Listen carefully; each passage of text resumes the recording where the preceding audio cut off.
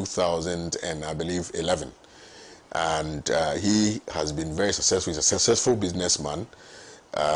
You know, he's extremely successful doing his work and contributing his quota to the development of Ghana. But beyond all of that is his humility and the way he's able to engage with people, the way he's able to come to everybody's level, the way he's able to listen and proffer advice and try to, you know, solve problems for people and all of that. So this is Jifa Gunu, who is the CEO. Yara Koku, who is the CEO of National Identification Authority. Let's go to the next picture if you have it. Yeah. So these are some of the board members. They were sworn in by the Minister of Interior. Moses is the one standing next to Muntaka in the suit. I don't know what color is that, but yeah. So he's the board chairman of National Identification Authority, sworn in by the ministry. Yeah, that's Moses Positive. Taking his notes. Very, very humble, but very successful. And we can only wish him well. We can only wish him all the best. We can only pray for God's guidance and for extreme knowledge and wisdom to be able to contribute his significant best to the development of this country.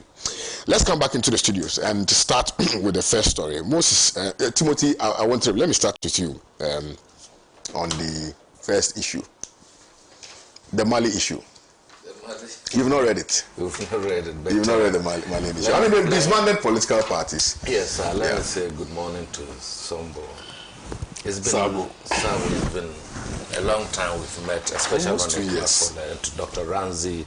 I know before the election, Ranzi and I have been meeting regularly, almost every week, to present our various manifesto policies and to convince the people why our respective political parties should be voted for.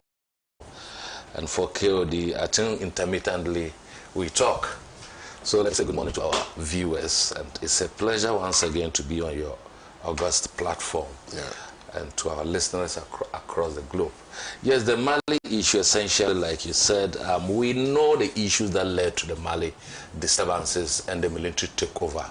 And that even led to the situation where the West African Union, ECOWAS, had to take some actions against Mali, Burkina Faso, and all the coup countries that were involved, and that did not go down well.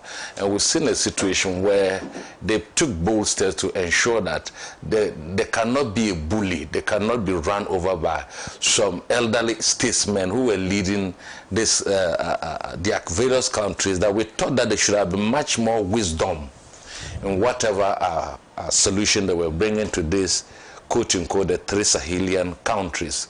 Be that as it may, we are here today looking at the issues that led to the first disturbances, which is today the military regime is saying that none of the political parties should not operate. Why should we come to that stage again? Sometimes you may jump to conclude that maybe the leader might have taken wise decision or not. But sometimes too, if you are in his shoes, the fact that you have taken power, political parties are maneuvering under the guise of reorganizations and so on, creating a lot of disturbances and cracks, enabling other anti-forces of the regime to come in, even foreign countries to take advantage and sponsor most of these political parties. We need stability in Africa. We need a vision that will lead the people out of poverty, out of disease, out of despondency and desperation. A lot of our teeming youth are traveling across the globe to look for greener pastures, to make ends meet, as a result of poor regime, as a result of poor implementation of policies. That is why you would agree that across West Africa here, probably Africa, people are beginning to fall in love with military regimes. Why? Because political parties that were supposed to bring that hope, political parties that want power constitutionally, are even exhibiting tendencies of dictatorship and militarism. And sometimes I describe such people as they are practicing what I call anocracy and not democracy. Anocracy is the blend of military regime and that of democracy. The fellow comes under the guise of democracy. Really, he's not a Democrat. Way downward his stomach, he has love for military dictatorship or dictatorship in general. So for me, if today the Mali leaders are saying that political parties, it is also a conundrum. When you suppress them they become underground maneuvers, and they tend to be rebels, and they tend to side. They easily sell the country to adventurers from the Western world and so on, for them to use the same political parties to come in. Look at the issue of Dr. Nkrumah. It was basically because Dr. Nkrumah could not contain the excesses of the opposition party at the time, where they were throwing bombs, and Nkrumah reacted and they called him a dictator and so on. That issue should not be allowed to happen. But when it does happen, the Western forces take advantage and come in, or sponsor. They come in with their own interests, clothed in the fact that they want democracy to prevail, but also coming for the country's resources under disguise and so on. So if we juxtapose that and what is happening in our neighboring country, Burkina Faso, there's a vast difference. The people are beginning to get in love with the young military leader Ibrahim Traoré in Burkina Faso, because they now feel that governance has been brought down to themselves. They are now part and parcel of the running of the state. They are part and parcel of the sharing of scarce resources and that in the Burkina Faso, and that should serve as a yardstick. That should serve as an eye-opener to all those political parties. Because what is the essence of power, Kwame? If we take over power and subjugate or lord that power over our people. And sometimes it's painful that those who stand on the platform, on political platforms, say, give me power, I'll do AB. They come and they are repeating mistakes of the former regimes that led them to the doldrums. As if it is spiritual attack, as if it's a drug. And for me, it's a lesson, and I think the political parties are not banned for forever. I've seen political commentators in that area saying that stifling of freedom of association and of pro-democracy groups is something that they do not want, and it will eventually lead the government into a one-party state. I don't think that is the issue. They should help nurture the current wave of change, the current wave of the youth, and see, sometimes it's good as political party to support the current regime to some time when the stakes are well grounded, when the policies are well grounded, then it's a point for you to even build your political philosophy and so on. So for me, he who feels it knows it, as Bob Marley will put it in his music, and that the Malian people are the best people to determine what political system that they wish to govern themselves with. No one on earth and nobody on the globe can determine their destiny, their future, and their vision. It is only Malians who can do that, and they should be supported to do what is right constitutionally. Doing what is right constitutionally would not require them to suspend political parties. Political parties play a pivotal role in ensuring accountability. Now, though, people are excited, but they'll get to a point where even the excitement may turn into a disgruntled feeling, where people will create an impression. And we've seen that play out many times. I kind of agree with you. I mean, that once they are performing and once they are delivering on their mandate and the promise they made to the good people of Mali, they ought to be supported and protected. Nonetheless, if you stay in a bottle for far too long, you exude some stench, and that may also create a problem for the regime. Yeah. And so why shouldn't there be a balance of, for instance, allowing the political parties to be there so they can criticize where necessary and support where necessary? Yes. You see, power emanates from the people. And the people are stronger and powerful than the constitution. And they determine their future through laid-down institutions, including political parties who seek power to lead them and to implement their manifesto for the benefit of the people. The political parties, if they become distractives, if they become obstacles, hindrances in the face of the people's vision what they think that they should do. In fact, the people who determine what regime should rule them. I agree with you. If you can be democratically elected, but if you stay in power for long and then you become dictatorial, the same people will show you the way. Remember the Rajapaksa of Sri Lanka. The people threw him out without firing one bullet. And I can go on and on and on countries where the people stood again. I've often said is that no one can stop the people, be it nuclear weapons or atomic energy. If the people get up and say they do not want a regime, not even one bullet will be fired. The political parties must be responsible and accountable to the people and the constitution that set them up. If by their activities, by the maneuvering of activities that would destabilize the country because it is not done in accordance with their interest. Remember, most of these people who lead the political parties are sharks. They come under the guise of democracy. They are given power. They lord it over the people. They steal the people's resources, steal people's destiny, steal education, steal the people's health services and so on, to the detriment of the rank and file of the people. What didn't we see in this country? President Akufo-Addo was painted as a Democrat. He was told that, for him and corruption is between here and the end of the world. He was a disciplined man. He would not tolerate nonsense. Akufo-Addo became the epitome of what? Of bad governance in this country. In fact, his type has never happened in Ghana here and will not happen again.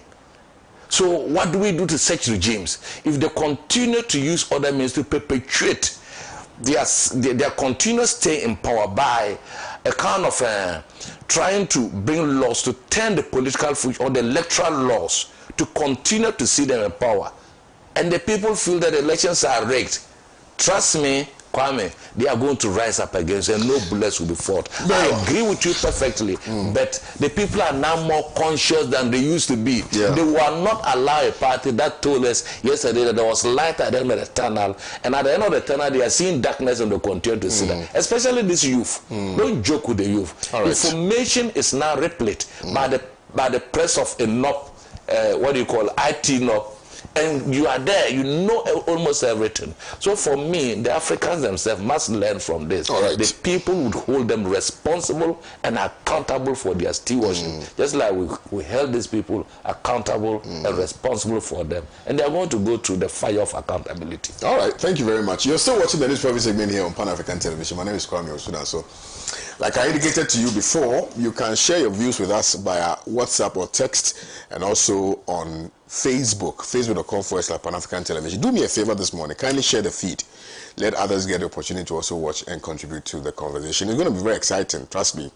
You do not want to miss the rest of the programs. But let me come to you, Sabo, on this subject matter of the suspension of political parties in Mali. My only disagreement is what I stated earlier, that look, Ibrahim Traore, for instance, in Burkina Faso has allowed political parties to still be in existence, albeit that there's some eagle eye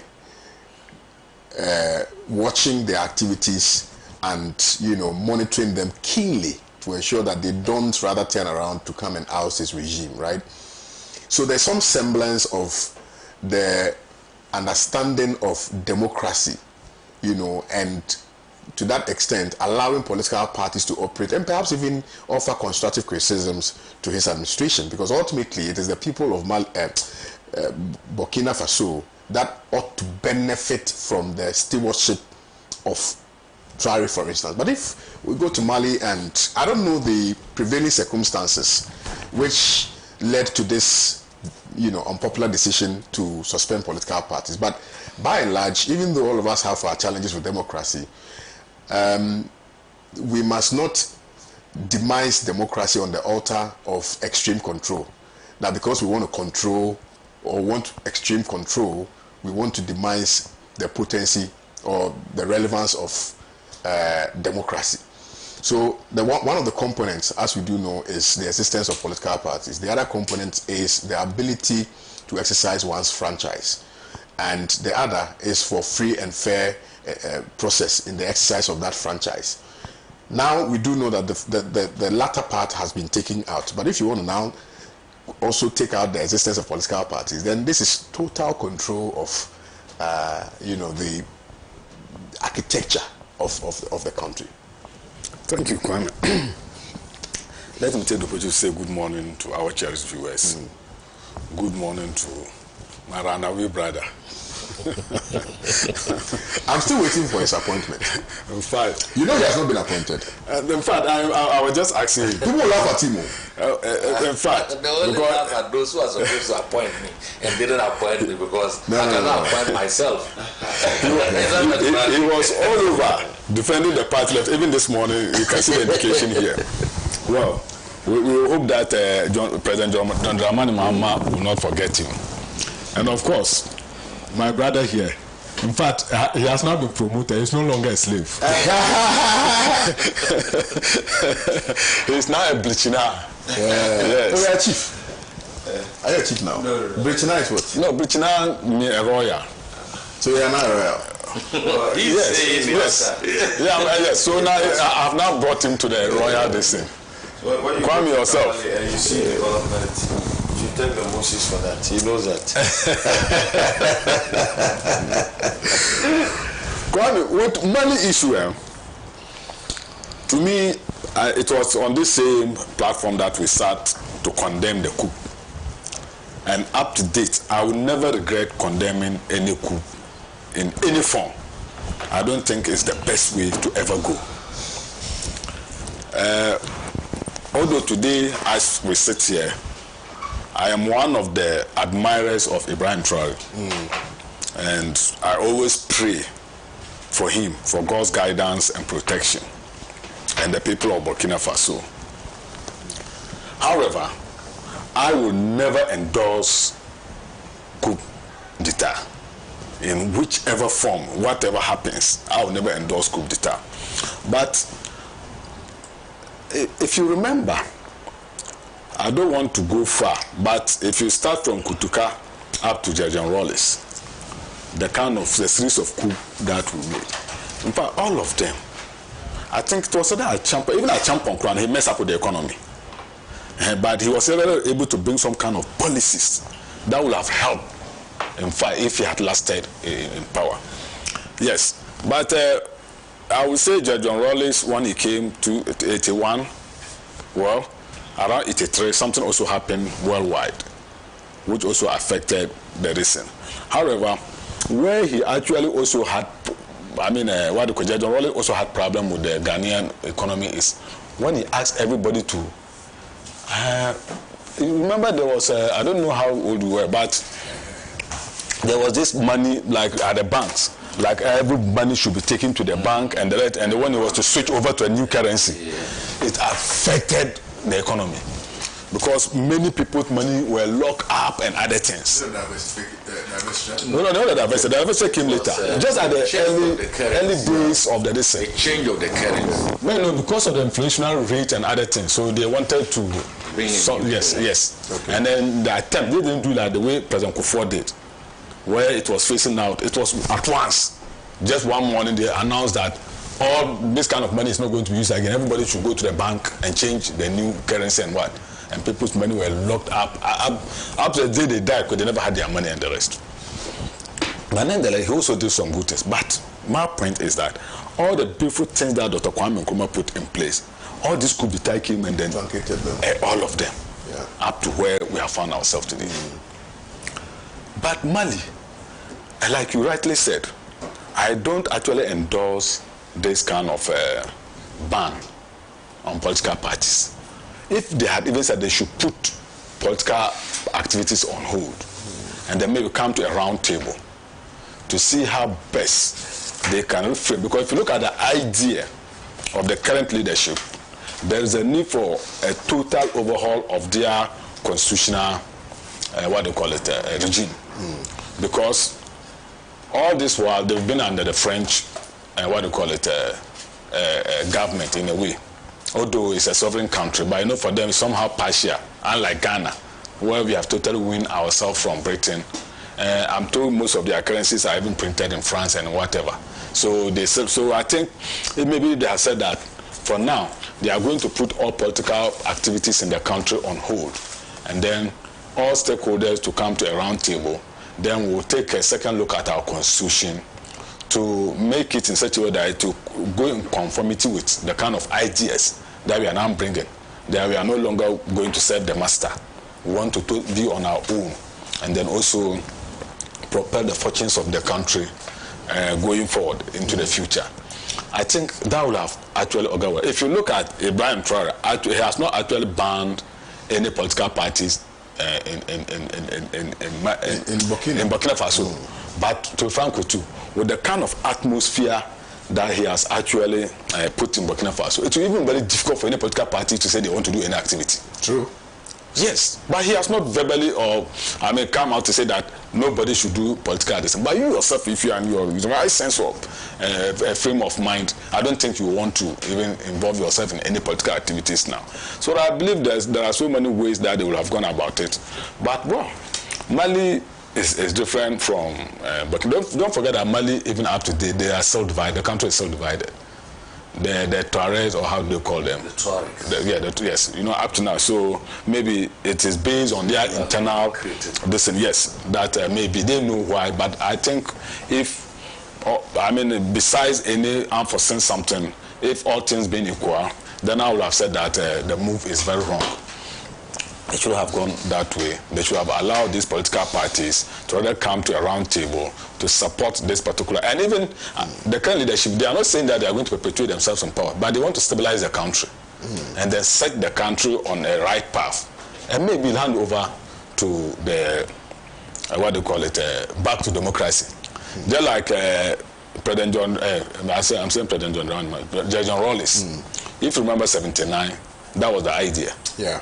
That Akufu was actually moving in the wrong direction, so he had to come and then take over and then maybe return back to this. But after Hilal Imam took over 81, he came back again and then took over, and then up to 1992 when we returned to democracy and other things. So maybe yes.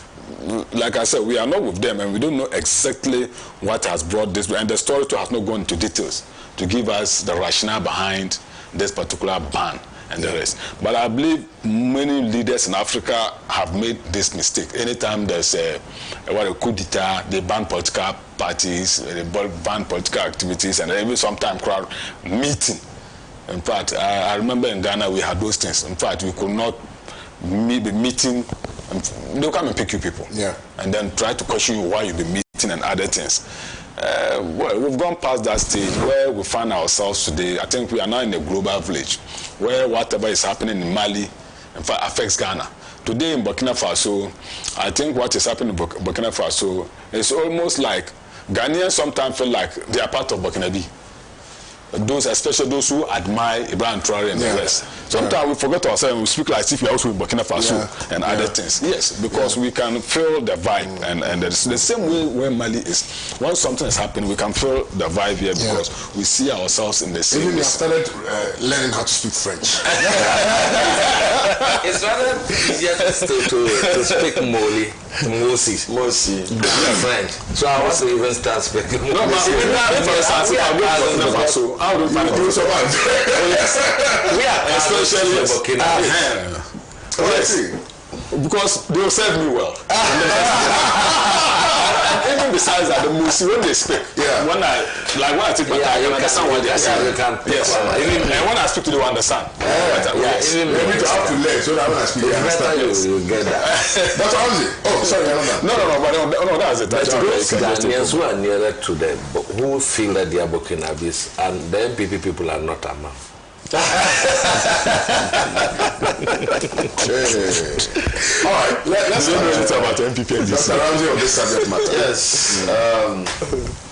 Council. Yes, sir. Let me take this opportunity to say a very good morning to... So the hair is receding now. I know. You better do the info.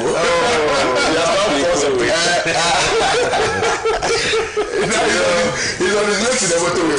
He smells like Rambo. I used to have young people. So it's not a choice that you don't have the supply. You're lucky, he's not in your jeans. It's not in my jeans. Yeah, exactly. Yeah, it's not there. But I mean, look at my age, look at Yeah, look at your age. When you compare, it's not in our jeans. Yeah. I remember, you know, when you are kids growing up during pre-puberty, you see your uncles and fathers with long beard and you wish you have it. You want to move it. I do recall when I was much younger, I think in SS, I saw one of my pictures. I just loved being bald somehow. So I remember when I was in SS, I would get blade and put the butter on it. Now that you want to. I don't want to. I'm getting it. It's crazy. So let me take this opportunity to say good morning to Honorable Timothy. It's been a long time indeed. Yeah. And he has fight.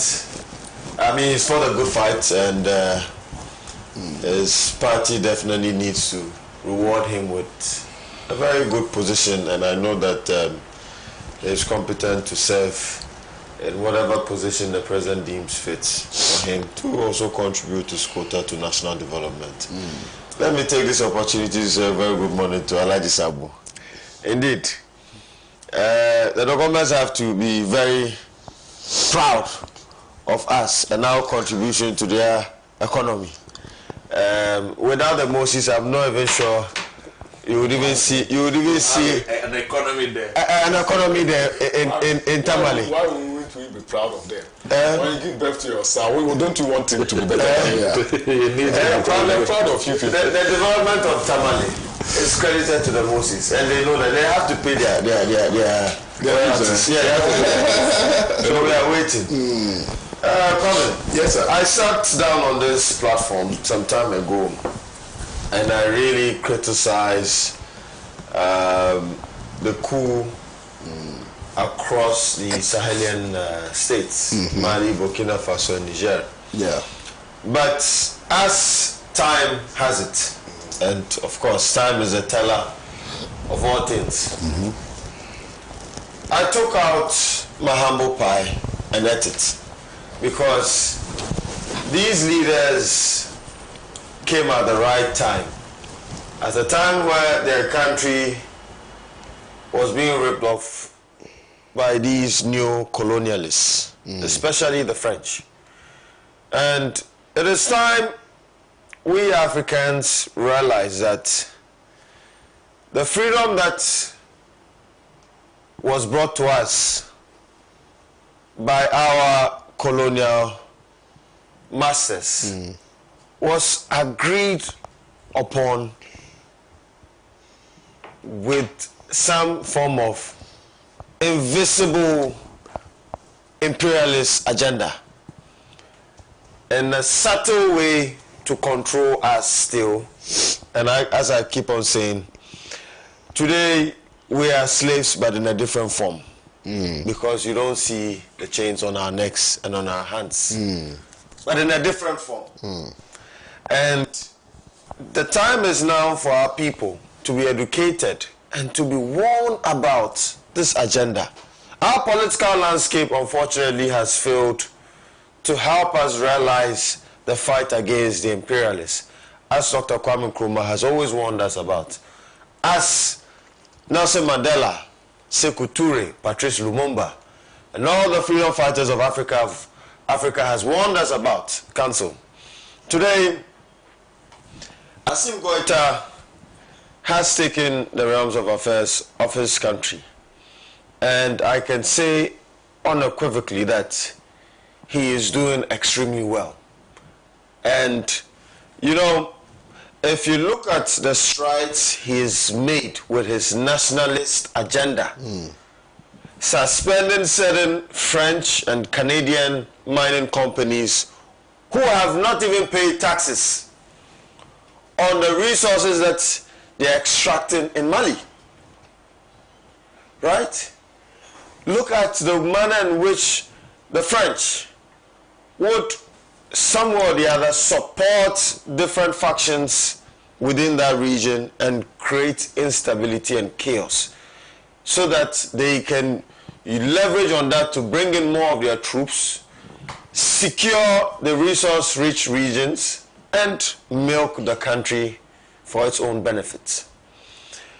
I have realized that, unlike Niger, there are certain attempts to introduce an indigenous language as their national language, which I commend General Chiani of Niger to do. I mean, in Ghana, we sit here all the time and celebrate our independence on the 6th of March.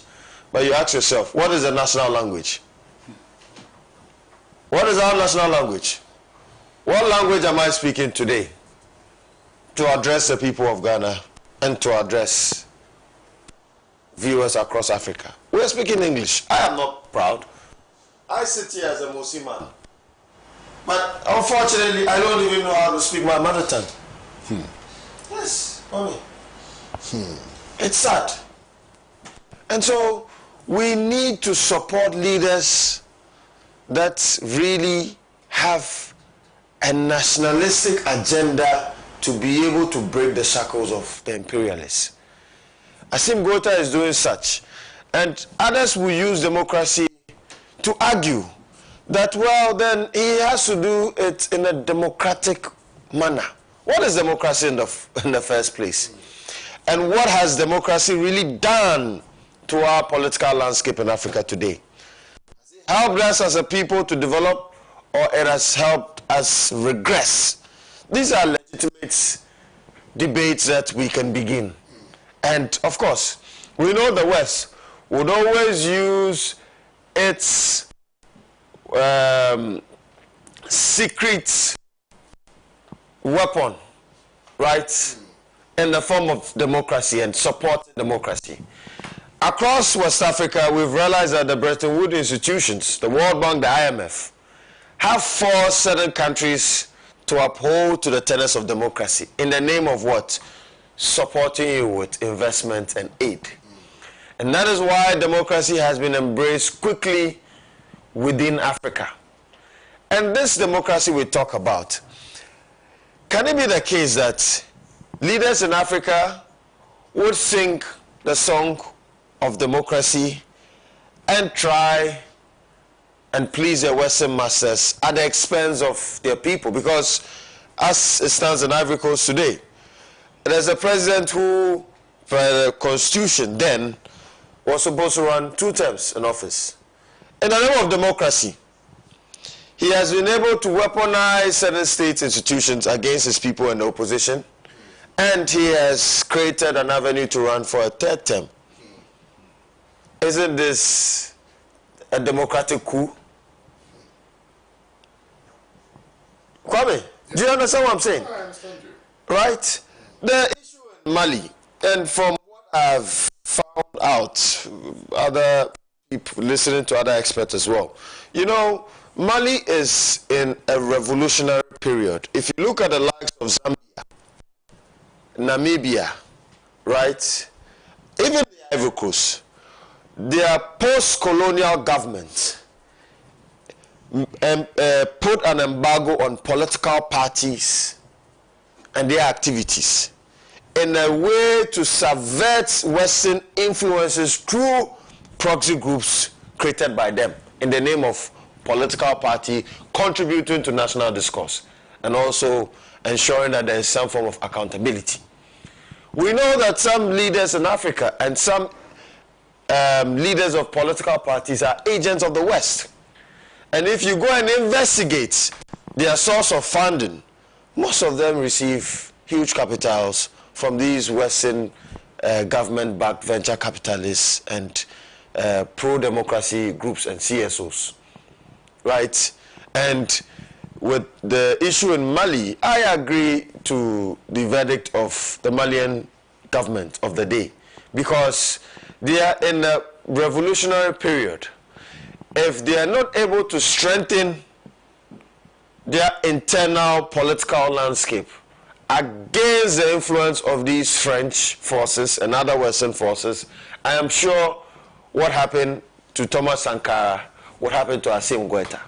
It would happen to General Chiani, and would also happen to Ibrahim Traoré. And so it is very necessary. I think it is a step to ensure that there is some form of national security. Last year, 2024, it was agreed that they would hold elections in Mali, but it was postponed due to the same reasons.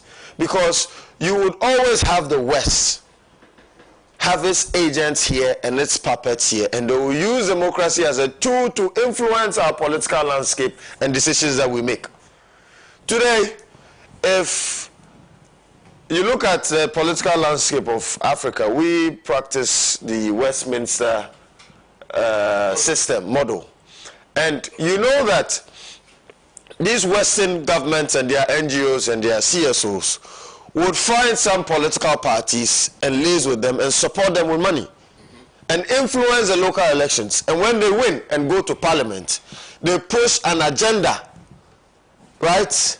They push an agenda to support Western interests. I can cite that of the so-called Ejapa deal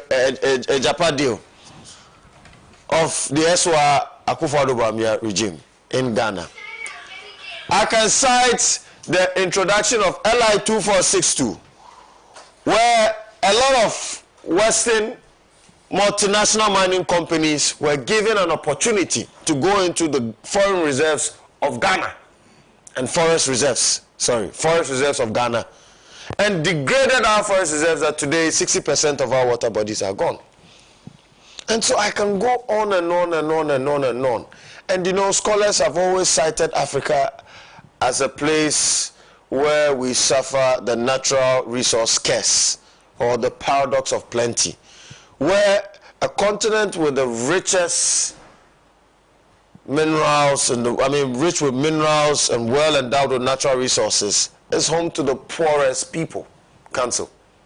And so these leaders are supporting a nationalistic agenda to subvert the agenda by the West, which does not mean or alter well for its people.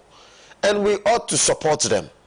It is our interest as Africans, if we really want to achieve the goal of collective unity in alleviating the people of Africa from poverty to prosperity, we need to enhance unity. We need to adopt political doctrines that fit and match our culture. Because the democracy in the US cannot be practiced here. For example, the adoption of homosexuality. Even the West, right? If you look at the British, for example, in 1533, they passed the Bedri Act, which found and sentenced people to death, that people that indulge in sodomy, right?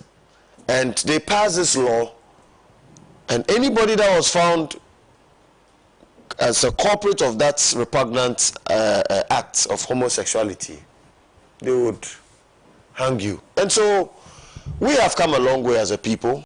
They have also come a long way from frowning on it to accepting it. We have our core values and our culture. There is no way we would accept such act in the name of what? Democracy. As they've also argued. You understand? And so democracy should be really defined for us. If this is a form of governance we want to adapt, we should adapt democracy with African characteristics. As China is practicing socialism, but with what? Chinese characteristics. The socialists, yes, the socialist political ideology in China is quite different from that of Russia and Cuba. Right? And so, exactly. I mean, I say that China is more of even a democracy than even the US. I mean, yes. So, Council, we want to see Africans really open their eyes widen and support leaders that have a nationalistic agenda to allow us break away from the shackles of the imperialists. Thank you. Well, so let me remind you again. The WhatsApp number is active. The text line is the same as the WhatsApp number. We're also on Facebook, facebook.com/Pan-African Television, and on YouTube as well. So for the very many of you who are intending to share your views with us, you can easily do so. Please do so now. I'll read the messages. I'm coming to Sabo because the next story has got to do with the MPP. Minority rapes Bahamas first 120 days, cites economic betrayal. I listened to some bits and pieces of the press conference which was heralded by the minority leader, Honorable Afenyo Marking, in the company of Madame Patricia Apieje and the other gentleman. I always forget his name. Jerry Ahmed. Now, a lot of the things that are contained in the said press conference, to many, are very, if you like, opposed to progress. That's what people are saying, that they are opposed to progress, because many Ghanaians are saying that, yes, even though we have not been able to completely get out of the economic doldrums, in which, in the estimation of many, MPP plunged us into, this government is beginning to show signs of progress. And so if they are showing signs of progress, why condemn them? Why not, praise them where you need to praise them and criticize where necessary? And you are completely, flatly disregarding the gains that this administration has made, to the extent that even the performance of the CD, you are still criticizing. So the people said I should ask the MPP, what at all do you want? Mr. Sabo. No, if you say, no, before I start, I just want some clarity. Very interesting. Maybe if the people can... Take time and answer the question. No, don't worry at all. This is not your question, this is my question. Fantastic, I like that. He's a teacher, so he understands the question. If the people can do us a favor, yeah, and then tell us exactly what Honorable Afenyo Marking said, or on behalf of the party, that's MPP, that they feel it's not the same. Yeah. I think it will have helped us. The people are saying that in response to the 120 days, you went on a wild goose chase. You were frolicking. You did not specifically speak to what was contained in a social contract that was signed between the President of the Republic of Ghana and the good people of this country. To which the things that the President said he was going to do in the first 120 days of his administration are not the things that the MPP directly spoke to. That is what the people are saying. Well, let me first of all make it very clear that President John Dramani Mahama sought the mandate of the good people of Ghana to manage the affairs of this country. And the MPP as a party, we believe in democracy and what do you call it? Rule of law. With diverse opinions.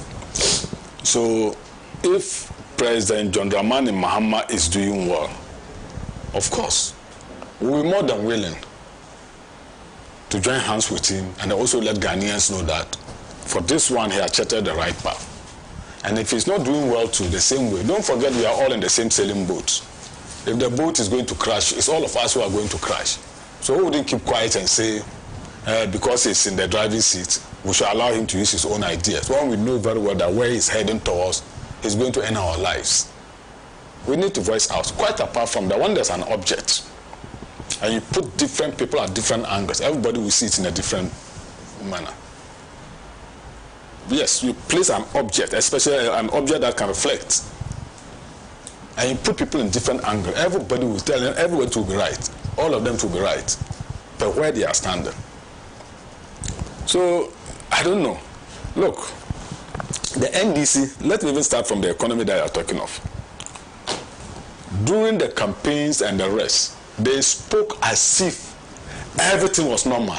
And for that matter, it is just a sheer lack of competence that the MPP government was not able to move the economy where they wanted us to be. they have been in power for at least 5 months. 4. I mean, that's roughly 5 months. No, 4. 4 is not roughly 5. They've been in January, is that not it? Up to May. 5. So January 7th to May 7th is what? 5. 5 months. 5 months, okay. Is that 120 days? My brother, why? Well, don't let me suspect you.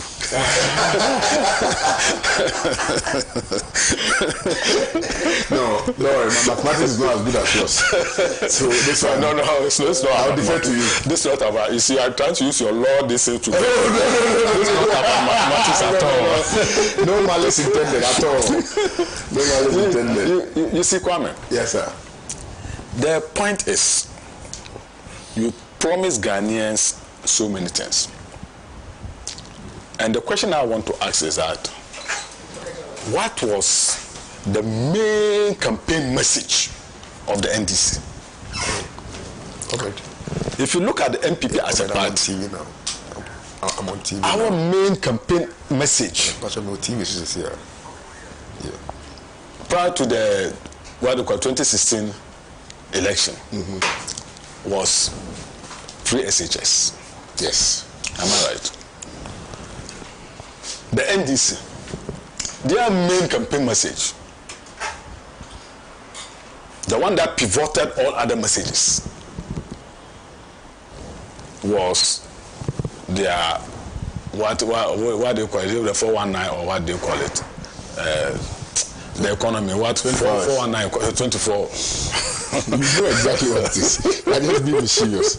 Of course, not a 419 medicine. 24-hour economy. 24-hour economy. Thank you. But it's similar to 419 economy, because what we are seeing now is 419 economy.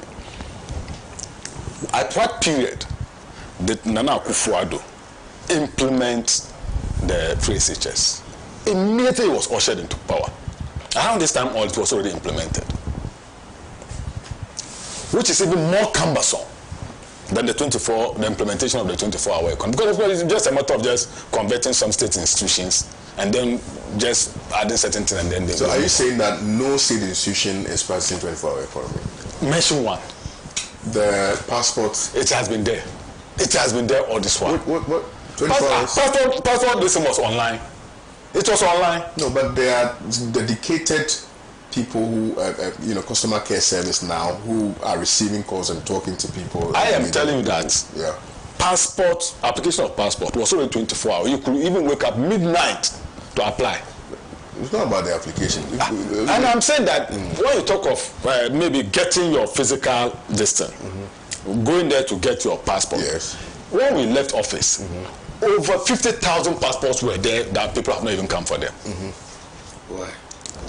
Why? Because there was efficiency. With the people who are not coming, there was too much efficiency at the passport office. Quite apart from that, even you have to remind them something. When recently they said they were launching the digitalization and what of the passport office and the rest, was it not done by Nana Akufo-Addo? Is it not on tape? Was it not launched already? Do you have evidence of that? Because I didn't. No, I don't remember. Kwame. Please. Let me know. You see, they normally be. You see, I want Sabo to really make his point. Let's allow him make his point. Please. No question for now. Exercise patience. You exercise patience. Oh, why? Am I flying? Am I flying? I didn't say calm down. I said calm down. Oh, okay. I get you now. So Kwame. Yes, sir. Now, that is one. I was of the view that by now we should be experiencing the 24-hour economy, because that was what. No, of course, that was. It's just like. Let me tell you something. Allow him, please. When a moving vehicle is going, there are so many lights. What is wrong with these people? That move the car, but the main one that makes the car move is the headlight. Yeah. If the headlight is off, in fact, the other lights are just useless at night. How are you getting me? So the main headlight of the NDC campaign was the 24-hour economy. And I am telling you that, and I'm sitting here, and I want you to check the records, that 2017, around this time, the free SHS was already in place. Which free agent? Free agents that we were. Okay, that was what we also campaigned on to come to power. Yes, go and check. My daughter was in St. No, go and check. I'm telling you. Go and check. I don't need to check. My daughter. And I'm telling you that. And I'm telling. I was also around. I was even a teacher. Do you have a daughter? Of course. Hey, I have a very beautiful daughter. Very, very beautiful daughter. We all bring our daughters for content. Oh, yes. Kwame. Yes, sir. But don't visit me in my house. Don't visit me in my house. So, Kwame, on a more serious note. You mean Timothy should not visit you? No, you know. No, Kwame, don't bring your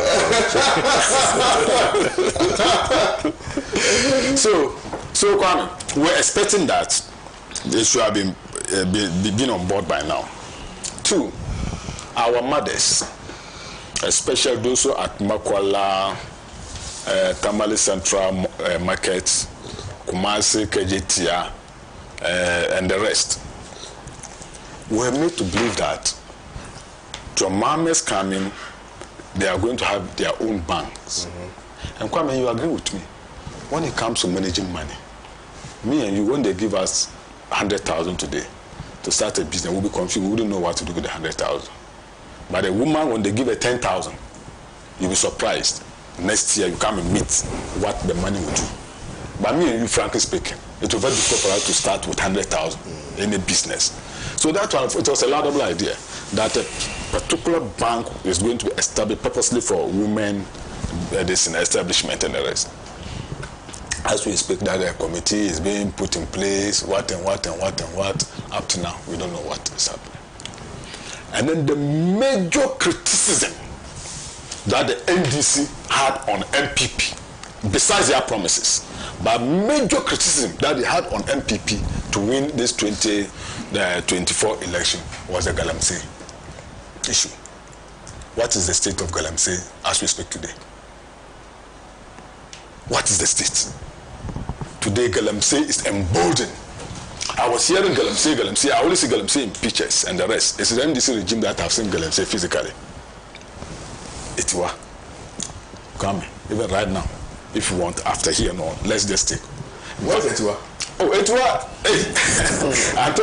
By Itiwa comes the road, but Enyina. Sorry, I'm saying it. Oh, but Enyina has been there long. Since your... No, the one at the roadside. Oh, yeah, he's been there. No. Kwame. Yeah. Kwame, let me tell you. Kwame. Who told you so? But you always say that you... Even just this Sunday, I'm going to use the road. Just this Sunday. To where? Oh, me, at least. Let me tell you, if I don't visit Tamale, at least every 3 months. You don't go to Tamale by road. It's no, I always drive. You fly? I think so it is only on few occasions. It is only on few occasions. Because you want to go and see Galamsey, you will drive. No, you're not getting it. It is not like even like I was looking for it. You just saw it. It's only, no. Once you use the road, listen, you are just trying to be mischievous. Viewers, later you appear now you see hold it. on. I will let the viewers call in. Getting to the 9 minutes of the show. To confirm or deny. Those who live in Enyinem, please let me know whether the mining by the roadside started or it started at the Kufado. So that's a question for my viewers. Yes, but it will help me. Because even if you end up getting NDC serial callers calling in to say different something. No, of course we are doing politics, we know all this.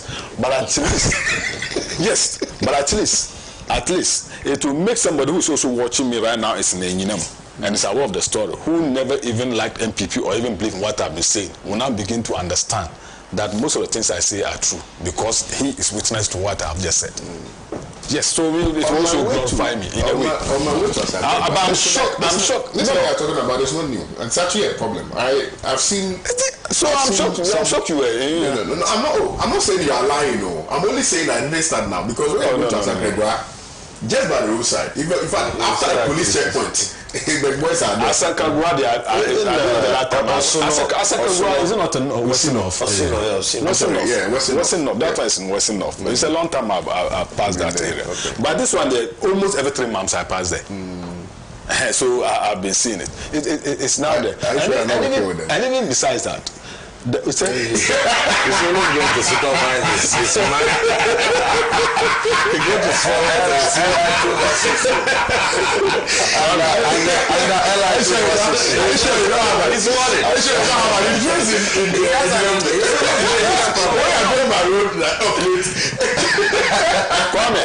if I'm not mistaken, I don't have my footprint in Enyinam. I've never stepped on the soil of Enyinam. No, you see, people will rise. They don't need to get down. They say, some people know it's that, so they say, that's as far as So Kwame, quite apart from that, I've always said this. Even when we're in power, Kwame, I've lamented about this Galamsey issue here. Look at the stability level of our water bodies today. In fact, yes, it's becoming milkier. And the rest. At least, if not for anything at all, at least credit will be given to Nana Akufo-Addo. Around this time, Nana Akufo-Addo, what he did was that all forms of small-scale mining should be put to halt. Whether you have license or not, that was what happened around this time. And he was criticized by this very NDC. Were we in this country? Oh no! You see, you know me. I will never lie. To Frankutu, I will never sit here and just disgrace myself or embarrass, because it's going to say your phones are there. And you can just check and see. Around 2017, around this time, we asked all mining activities should be put. Small scale mining should be put to. So you have to. No.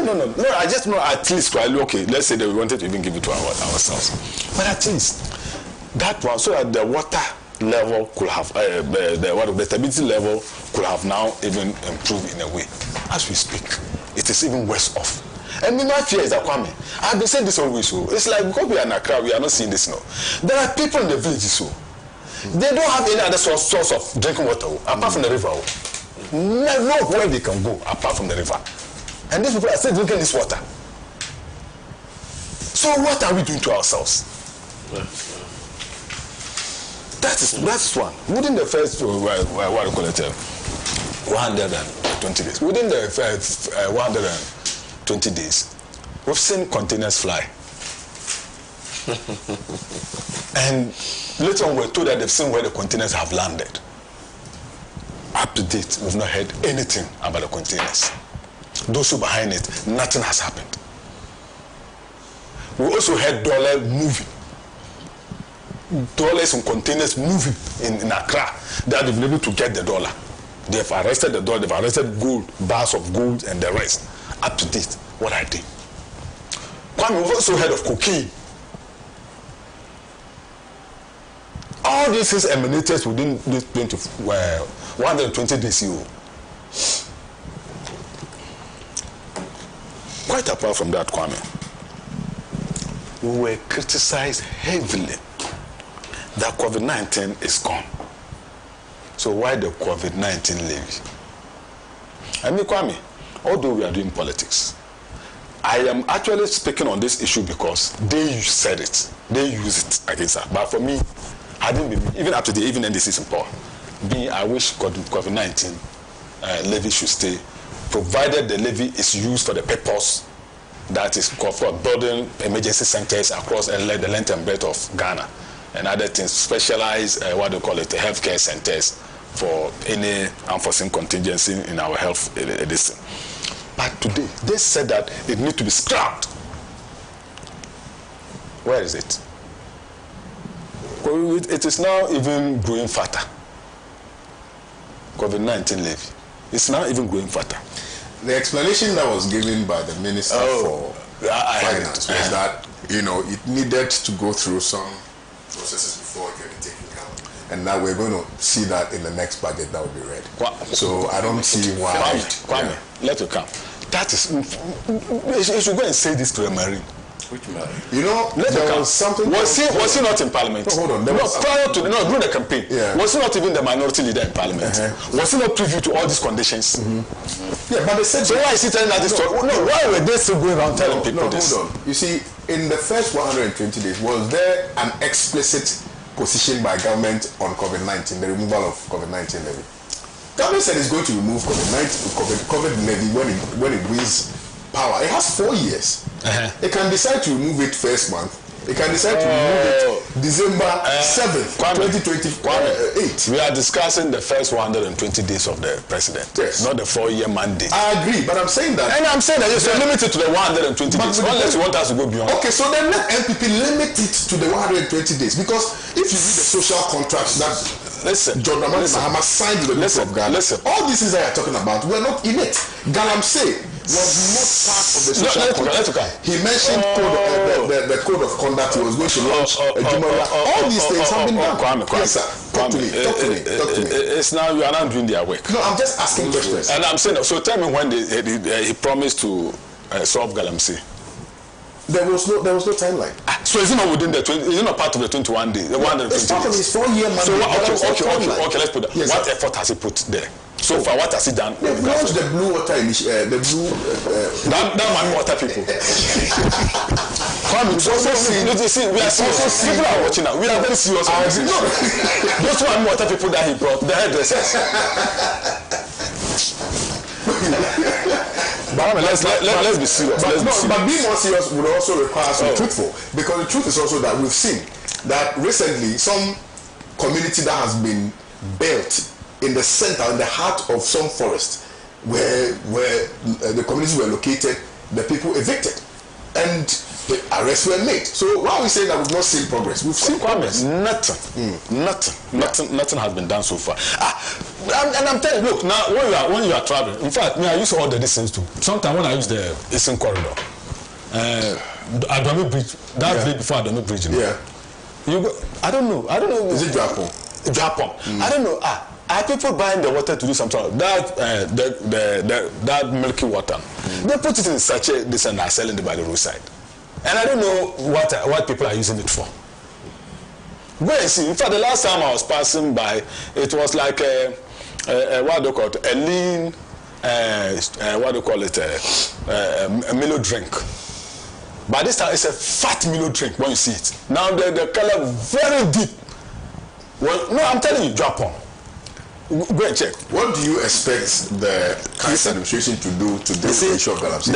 What do you expect them to do? Yes. Because you cannot let me tell you. You cannot just criticize. Let me tell you. When you have been part of the problem. I have just said it. In the first place. Over 2,000 leases. Listen, Kwame. To people, to mine. That is why we voted out of power. I agree. That is why Ghanaians thought that John Dramani Mahama has the solution to it. So now we are looking at John Dramani Mahama. Yes. And he's told you that he is working on it. What has he told you? We have a saying. That is the beginning of the screw too. That you know it will be big.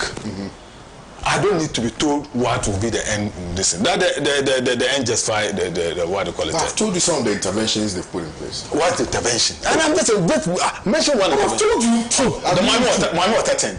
But it's part of the intervention. Okay, now what are they doing? What do you know what are they doing? No, just tell me what they are doing right now. Tell me what they are not doing. You tell me what they are not doing. Because they are alleging that they are not doing anything. I'm serious. They know I'm so serious about this issue. I lived in the village. We all lived in the village. In fact, especially the Jura area. We don't have any. We didn't even know that. Yes, I lived in the Jura. I lived in Asante Mampo, so we were neighbors. So of course, those days, our capital was Mampo. Yeah, I know. That's where we used to bring the water. Yes. Thank you. Yes. So we are aware of what I'm talking about. Yes, I know. So I'm very passionate about this issue because some people are so. But when your party was engaged, you were not as this passionate. Let me tell you. Yes. Anytime we come to Galamsey, let's. In fact, people already criticize us here when we talk about Galamsey. Galamsey, I was saying, even if you remember, when our women organizer was cited for doing Galamsey and whatever. Yes, I sat here and condemned it. I said if in fact, if she's involved in it, they should destroy all the things. It doesn't matter whether you are NPP or what. Because Galamsey issue is about all of us, Okwame. It is about all of us have relatives in the village. So to you, you don't think this government can do this government, frankly speaking, I can see in fact, so which government can do it? Galamsey business is not even booming. I'm telling you, it's not even booming. How so? I'm told even now national security are saying that they are not even protecting the area, and you go in there and they're doing the thing. I'm telling you this. You have evidence? Rwanda. No.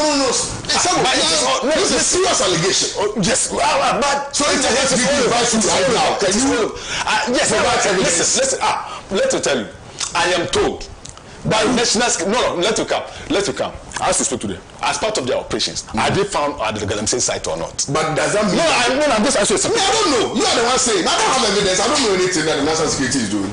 Of course, you play that thing. You play to that. I don't know. I'm telling you that. Listen, you are making serious allegations. Yes, of course. I am making. Listen, put you to listen. National security is indeed doing illegal mining.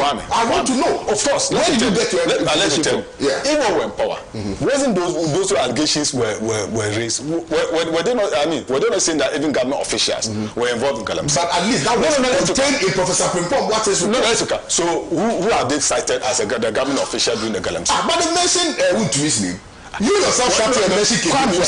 Now I'm not even doing the same with you. Wuntumi say a government official. It's not to a government official. This K24 was. No. K24 was a government official. Who was mentioned? Come, you see. No. I didn't say party activist. I said government official. Party Yesika. I forgot it. Kwame, you are not helping my team. I am. No. Because you see, I am telling that. Listen. Before you make a point, you see, I want us to have a good show. Yes. You are making an allegation against the national security of this country. And now, yes. And you are saying that somebody said. Listen. And I said, who is that somebody who said? Listen. Because you can't just make fleeting comments without providing evidence. Kwame. Yes, sir. And I'm saying that this is what I have heard. And I tell you, I spoke English. Yes, you spoke English. Yes. You said you have heard. And I said from who? I didn't say I said I'm told. By who? Who told you? That's okay. Yes, sir. That's okay. Kwame. Yes, sir. But let me come. Yes, sir. Listen, and it is very disheartening. Yeah. If the supposed people who are supposed to really protect this state's resource, let me tell you, Galamsey, it is not only political. In fact, it's the water body that we are looking at, but our arable lands are being destroyed, and it's also reducing the size of our farming, capacity, and other things. And even the land is sometimes disgraded to extent that even other uses it cannot be used for, even building, even construction. When they do it to a level, even common construction, you have to actually invest a lot in it before you can even use it for any form of construction and other things. It is also eating into our roads. This one that I'm talking about, but it's now very close to the road.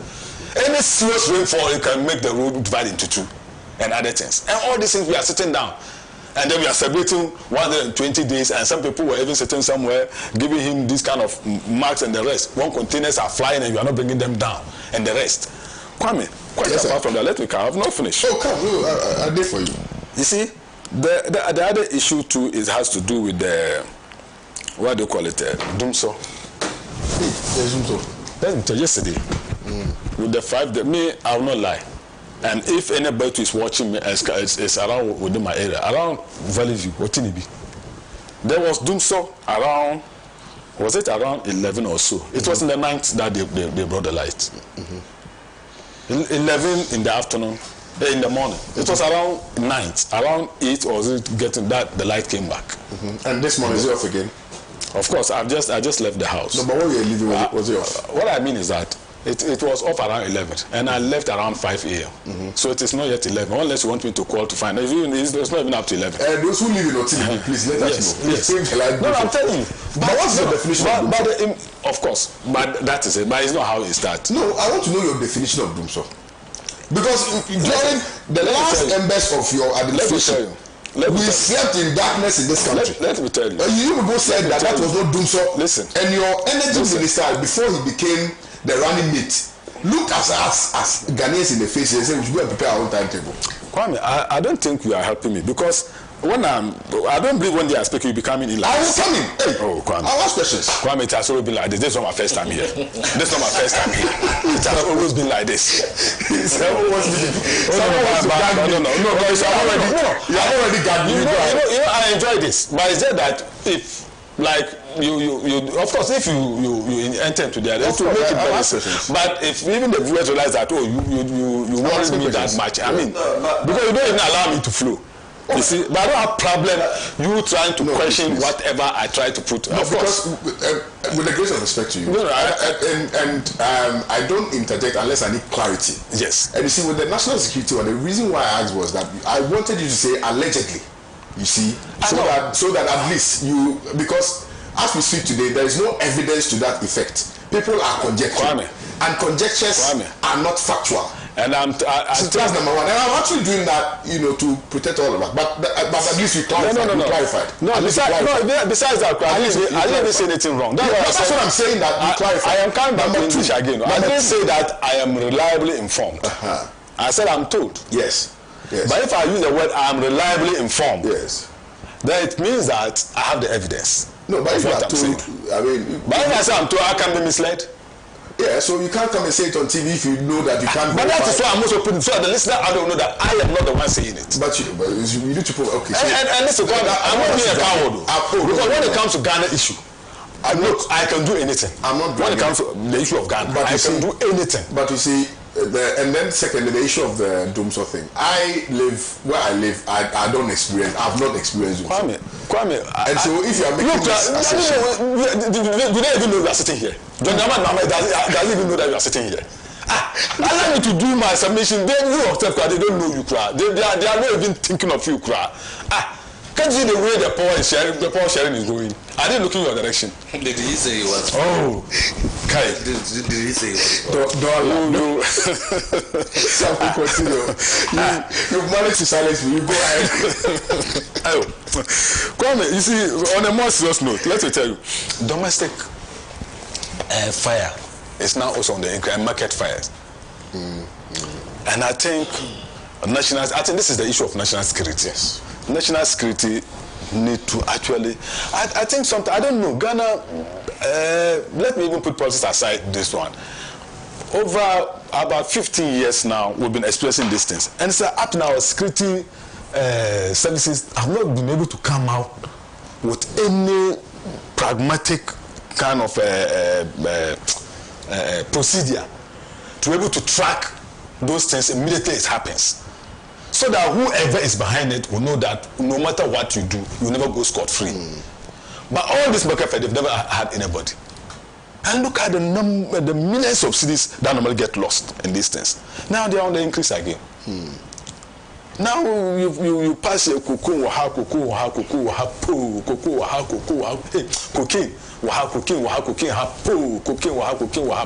Cocaine, oh, everywhere. Everywhere. So now everywhere. Cocaine. In fact, Temahabo cocaine everywhere. Now cocaine is all over. So if you can show them what the cocaine is, I don't know when we were in power. Yeah. This thing, or maybe I was not here then. When in red, I was not hearing of that.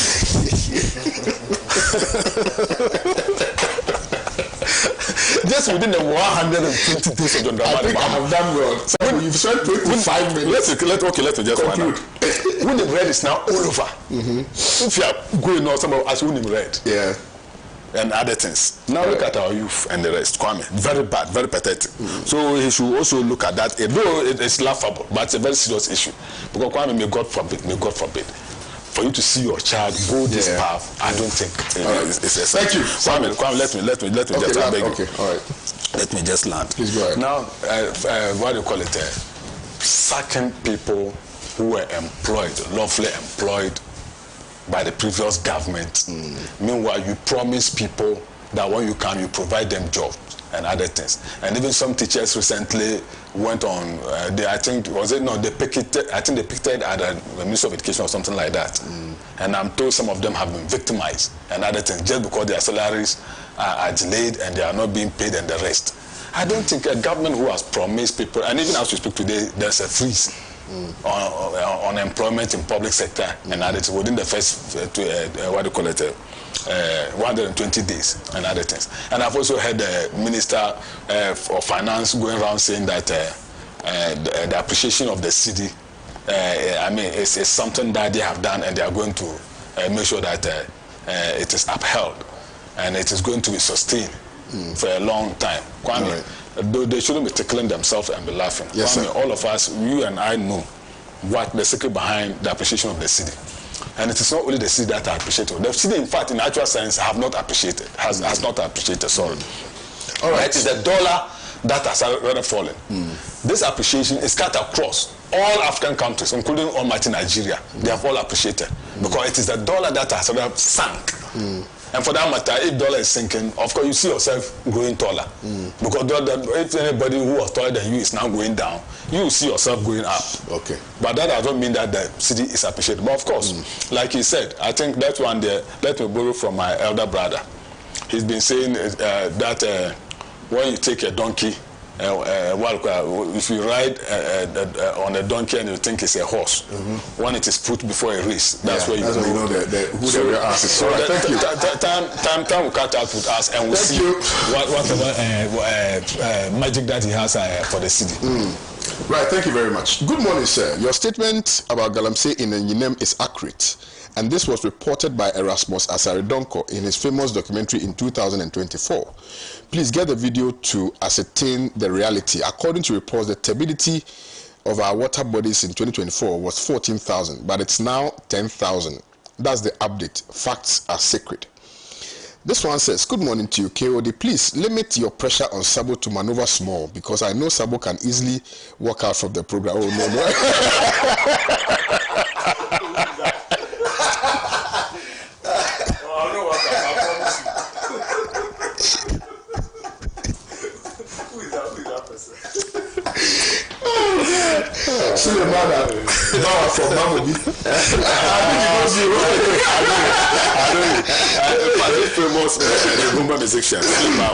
Okay. Kwame, please tell Sabo that I can't see any cocaine in my vicinity. Can you come and show me where it is? You didn't tell us where your vicinity is. Greetings to Adon, to my senior citizens. Hey, where is it? Mali is a developing country, therefore they should support the one-party state as of now. Critics are our friends, not our enemies. JB Dankwa prevented Kwame Nkrumah to develop Ghana. Their propaganda and confusion had brought Ghana to underdevelopment. A student of democracy, but dictatorship will go a long way to help Africa. Greetings to Honorable Alex Segbefia, Chief of Staff to the Vice President, Honorable Amanda Otre, NDC Deputy Director of Logistics and Protocol, Honorable Joshua Kamba. This one is from Joel Yemi Blay, Upper Town in Axim. Thank you for your message. Good morning to you. Eliasu from Tawale Central. I've seen your message. Thank you. What didn't you read? Hello, KOD. Tell my own brother Sabo. He should understand that. Why are you skipping Eliasu's message? Please. That's why I can't read it. Good morning to you, Pan-African TV. We African are better. Okay, so let me read the second. It's not quite clear. Tell my own brother Sabo. He should understand that the submission leads to MPP's defeat. From his own brother Ibrahim Assad, Malam from Ejura. All people are coming after you. Well, they are my brothers. Good morning to you. Please, my concern is that at time I will suggest you take into consideration the level of submissions. Okay. This is to Sabo. Okay. All right. Kwame, the messages are a lot. This is what I'll do. I would have to go to both panelists to submit on the issues, and then I'll come back to the messages. Today, I promise I'll read as many messages as I can. So the producers should bear with me that today I may exceed the time small because I have to read messages. But let me come to you before I go to Honorable Timothy Atabwadi. I want to Dr. Ramsey. Yes. The MPP held their own press conference in response to the 120 days promise that was made to the good people of Ghana, particularly when President Mahama said he had fulfilled some of them. I think that they've been magnanimous enough to tell us the truth that some of them they've fulfilled, others they have not been able to fulfill, others are in the pipeline. And they are assigned reasons as to why the ones they've not been able to successfully implement. And then the ones that the ones that still do have some issues, they assign reasons to all of them. Now, from where you sit, there was a social contract, 120 days. We all read it. Yeah. And so I respectfully want you to juxtapose the MPP's position relative to the NDC's 120 days. Find out whether the press conference that was held yesterday, contained in the press conference thereof, is a direct response to the social contract that was entered into by the President of the Republic of Ghana and the good people of this Ghana, and look at whether they addressed what was contained in the 120 days. Or you are guiding me as to what to say. No, I'm just asking questions. I'm just asking. This is a leading question. Lawyer one. Yeah, but that's even how it should be done. I was surprised. Why won't you be happy? Why shouldn't it be done? No, we are doing intellectual analysis, and we want the viewers to follow. Let me ask the question. And we also educate. Let me You don't need to repost in the way the same thing. That is even how it should I be wanted to pose the question from the MPD perspective, so that someone will be happy. I want to make my Sabo happy today. No, that is the way it should be done. Let me come to you, Dr. Ramsey. That's what Sabo struggle. He struggled to make it to land. Yeah. Charity begins at home. I would have thought that the MPP, taking into consideration the ride they took us for 8 years that damned our economy into abyss, would have reflected soberly on why Ghanaians overwhelmingly voted against them. And also looking at the current development of their party today. I mean, thank you tour turned into a bloody tour. I mean, shocking revelation about loots of the state coffers when they were in power. I was thinking that they would have reflected all this and humble themselves and have some self-introspection in this regards. Kwame. Yes, sir. We will never take scripture lessons from a drinking bar. And the MPP is a declining party. A party that is moving from its founding ideals and values. This same person, and I must say this, that I'm highly disappointed in the Minister of Interior. I'm highly disappointed in the IGP. And indeed, I am disappointed in President John Dramani Mahama. Hey, why? Because as a president, he should protect all Ghanaians and safeguard our rights. Why would a lawmaker who has today turned into a tag, people call him Winneba Tupac. Kwame, people call him the Winneba Tupac or Efutu's Tupac. You can call him King Kong. You don't care. I don't think you are being charitable with the description of the member of parliament. People call him. Kwame, let me make my point and you appreciate. Make your point, but let me make my point and you appreciate. Be very mindful of the choice. That's what I'm saying. People, not myself. Listen, people. That is not my word, Kwame. Ramsey Nusa, is not calling him. These are what I am picking from social media and other political discourse. That the minority leader today is being called Efutu Tupac or Winneba Tupac. Because, and I say that I am very disappointed with the Interior Minister, President Mahama, and then the IGP. Because, Kwame, last year, young Ghanaians went on the streets to protest against the menace of Galamsey. 53 of the protesters were arrested by the Eswa Akufo-Addo Bawumia regime. Oliver Baka-Vomewa, who was a convener of that demonstration led by Democracy Hub, only took out the car keys of a police towing truck, and he was remanded in police custody for what? 2 weeks. You have a situation where a lawmaker, a person who should be seen preaching peace, preaching how we should uphold to the rule of law and respect the laws of this country, was seen slapping a police officer in the name of President Mahama should reinstate the Chief Justice. Kwame, Afenyo Maki should have been arrested by now. Is he above the law? Or can we justify that his actions by the immunities that he enjoys as an MP? And Honorable is here. He's a former MP.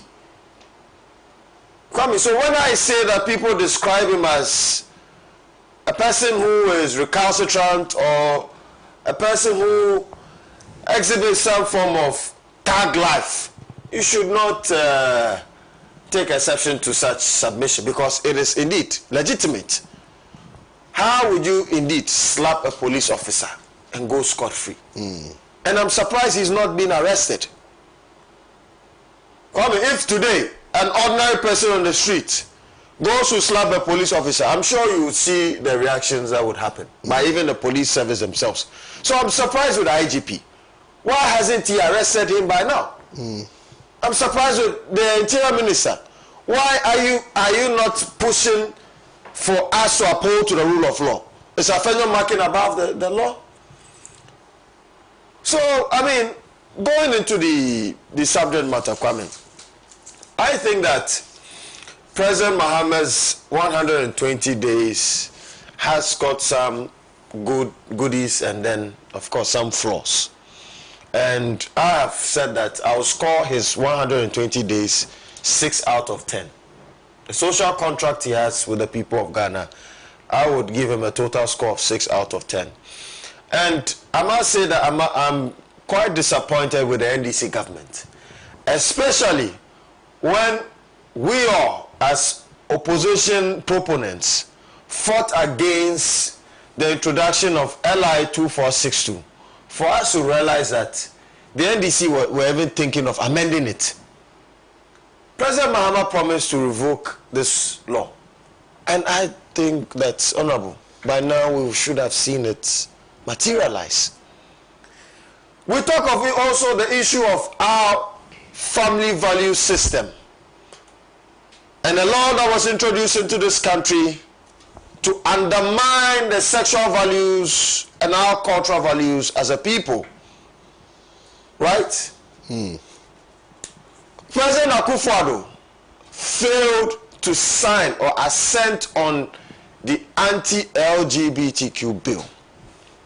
There was a promise that President Mahama would come and ensure that that bill is put to Parliament, and then he would assent on it.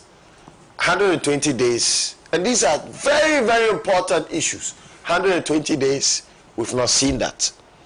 And so we are calling on President Mahama to do the needful and to let the West and all other foreign interest groups know that we are Ghanaians. And in our culture, a man can never marry a man and a woman can never marry a woman.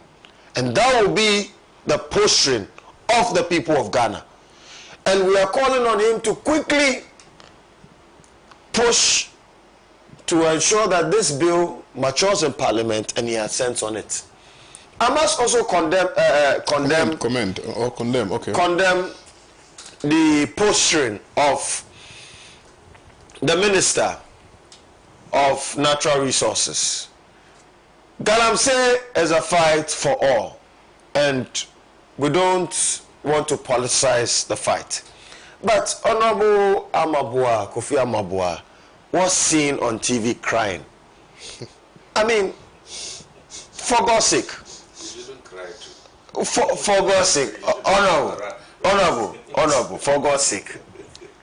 We all campaign that we would help fight and solve the menace of Galamsey. For us to come and see some political theatrics on TV, you have the privilege of the executive. And indeed, the legislature, because you're a member of parliament, use all those privileges to fight the menace of Galamsey. But don't come and sit on TV and cry to try and buy the sympathy of Ghanaians. Please, if you can't do the job or you don't have the balls to do the job, let us give it to somebody that is competent and has the charisma and the courage to be able to fight this menace with an iron fist. Council, I must also commend President Mahama for his lean government. Indeed, we are now told that this is the leanest government in the history of our Fourth Republic. We thought, as members of the Movement for Change, that yes, he could have done better by appointing only 40 ministers. But he has promised to do 60, and I think so far he has appointed 57. And I must commend him as 56, sorry, as compared to the 125 ministers appointed by the Eswa Akufo-Addo regime, which, of course, plundered this economy into abyss. They've borrowed more than any government in the history of this country, and there's nothing to show for. And today, our state-owned enterprises are grappling with serious debts on their necks. You talk about ECG, Cocoa Board, PBS, PBC, and the rest. You talk about SNIT, and look at the various SOEs in this country that are suffering as far as their books, their financial books are concerned. Council, let me also commend President Mahama for the removal of nuisance taxes in our fiscal space. And you know, he promised to remove the COVID levy. And we advocated for that as well, that COVID levy is a nuisance tax. However, on the other hand, there's an argument that taking into consideration our debts, right, and government's inability to rake in more revenue to be able to mitigate or close in the gap or amortize the loans that were borrowed by the Eswa Akufo-Addo regime, it would have been wise to maybe delay on the suspension or the revocation of such levies, right? So I think that a COVID levy should be there to protect the nation's interests. You know, there's always a political angle and there's also the reality. The reality is that Ghana is a heavily indebted country. We need to, according to the World Bank and the IMF, as a developing country as ours, right, we have to ensure that our tax to GDP ratio is about 20%. That's why our government was doing around 14%. So we have a gap of 6% to cover. And so we need to, I mean, we have also advocated that VAT should be increased to at least 15% so that government can then use this to fill in the fiscal gap that we have. I must also commend President Mahama for the suspension of the Chief Justice. Yep. Indeed,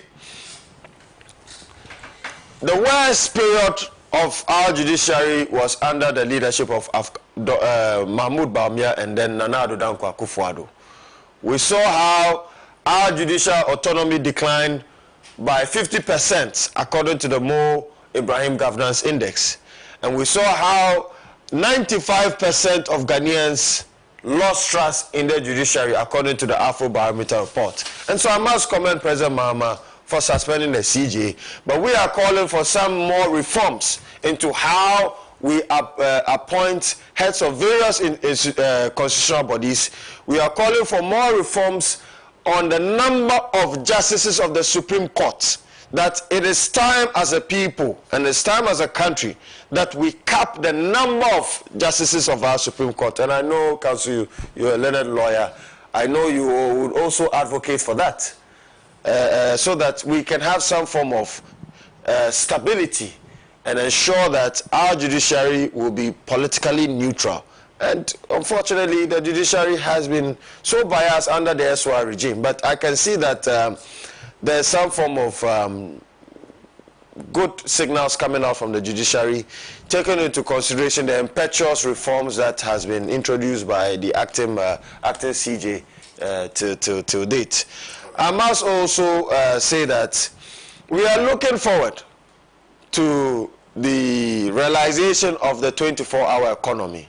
I agree with my brother, senior brother Sabo, that yes, this year's budget, we've not seen much about the 24-hour economy, right? We want to see that happen because we believe that a nationalist industrial agenda would help us build a self-sufficient and a self-resilient economy that can be able to help us reorient our economy from an import-driven one to an export-driven one. From where you say, well, is your understanding of 24-hour economy the way you have explained it from government, because government said 24-hour economy, but with what we are seeing, it appears that it is an sort of like an implementation by government institutions and government agencies to expand their services, and not necessarily for the purposes of, you know, creating some industries and manufacturing companies that will now, you know, implement the 24-hour economy in its truest sense. Yes, so we are, because this is what you see. There's something that is happening, and I think that the NDC should watch it, right? Maybe they've not noticed, maybe they have.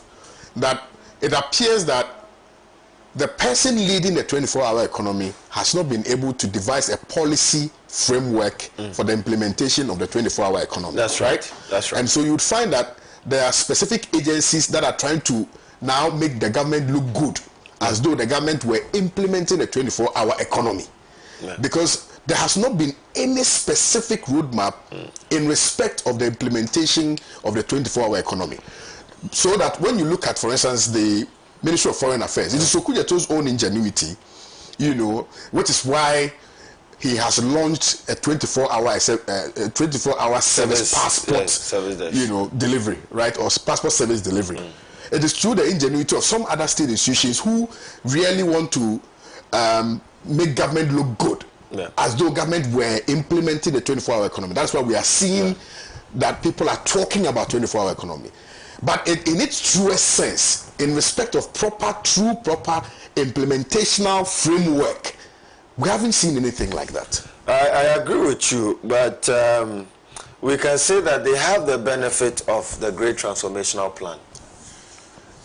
Council, Honorable Alan Kojo Tramantin, who is a patriotic son and a virtuous son of this land, lost the 2024 election to President John Dramani Mahama, and a patriotic gesture handed over a yellow book. Kwame, unim yellow. Unim yellow. Minim yellow pa. Unim yellow. Minim yellow pa. Unim yellow. Besides unim yellow is a Great Transformational Plan. This yellow book, the yellow pill. He handed over this book to President Mahama, and President Mahama, in appreciating that kind gesture, said that I will steal the ideas in this book and indeed take inspiration from it. Yes, Kwame, we can see that some of the policies that the NDC are trying to implement have been inspired by the Great Transformational Plan of Honorable Alan Kojo Tramantin, like the Work Abroad program that was launched by the Youth Employment Agency. Right, we are saying that there's more wisdom in this book. So if they need some references as to how to build industries in this country, because we've never seen transformation in our automotive industry under the leadership of Honorable Alan Kojo Tramantin than any other person in this country. Under his leadership, Ghana had 6 of the leading automotive companies, global automotive companies, assembling vehicles in Ghana. We have the capacity today to manufacture over 120,000 vehicles a year, and this is credited to such policy intervention by Honorable Alan Kojo Tramantin, taking also inspiration of the one district, one factory model that today Aliko Dangote has taken inspiration from this policy drive and is seeking to invest $125 million in Ghana to build a sugar factory. And I am hearing I've heard President Mahama say he has even scrapped the 1D, 1F policy. Yes, and I must say I'm disappointed, because you should rather continue with this policy. We agree that the policy implementation has some form of setbacks, because there was an internal sabotage by the government of the day to sabotage their own flagship program, because they know that if that program succeeds, his name will be held in high esteem in Ghana's politics. Conclude. And so, Council, we are saying that the NDC government, so far, so good, has done well. The Great Transformational Plan is a great book that they should always seek wisdom from. Honorable Alan Kojo Tramante, members of the Movement for Change, advocated for a government of national unity. And so we are calling on them to always reach out to us and share ideas, and also other CSOs, so that we can look at how best we can share ideas to enhance good governance. Thank you very much. Let me read a few messages and I come to you, Timothy Atabwadi Awuntrim. Please start preparing your answers to the question on 24-hour economy, because I'm going to ask you a question on that. Fearless Hyena on Facebook says, good morning to you, Kwame. Being a long time commenting on your show, kindly tell Baba Sabo that he did well on the 120-day stuff. However, he should know that every word he uttered had holes in them. Baba, please stop forcing there to be there. There is no there. Charles from Odoko sent in this one. Edward Dugbaja says, I should tell Sabo that the CD is the best performing currency in the world today.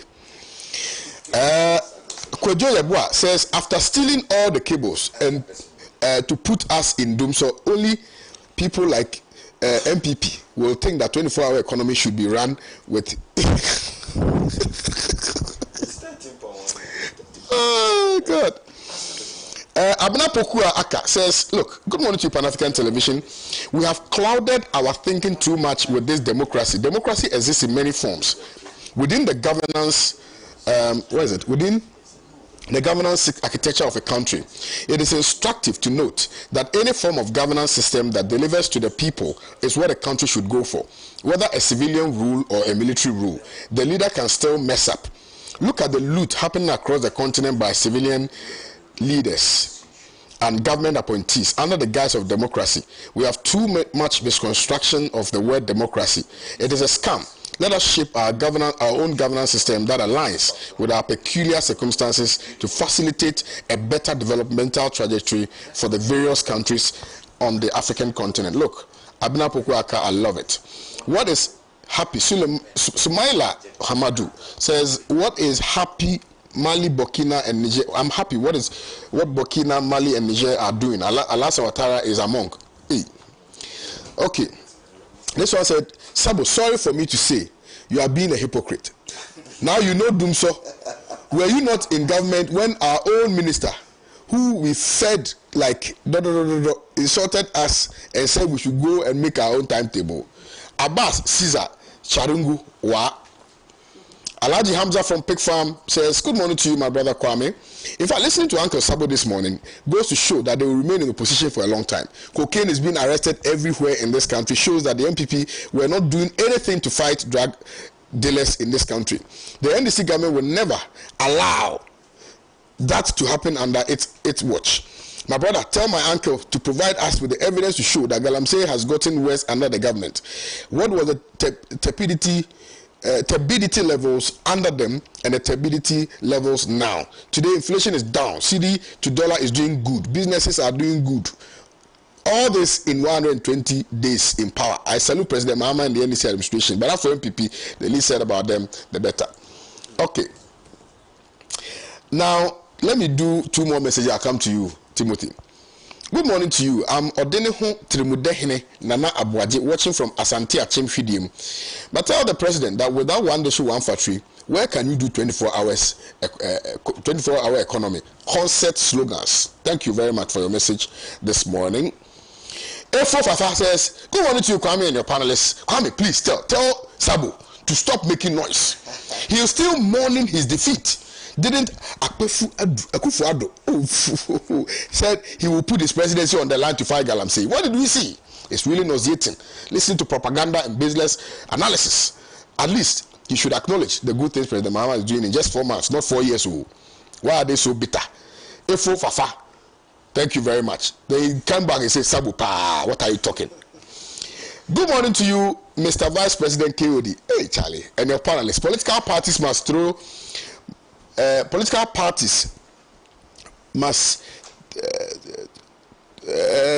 thought through of their biggest promise before starting them. MPP didn't think through. Must think through their biggest promises before starting them.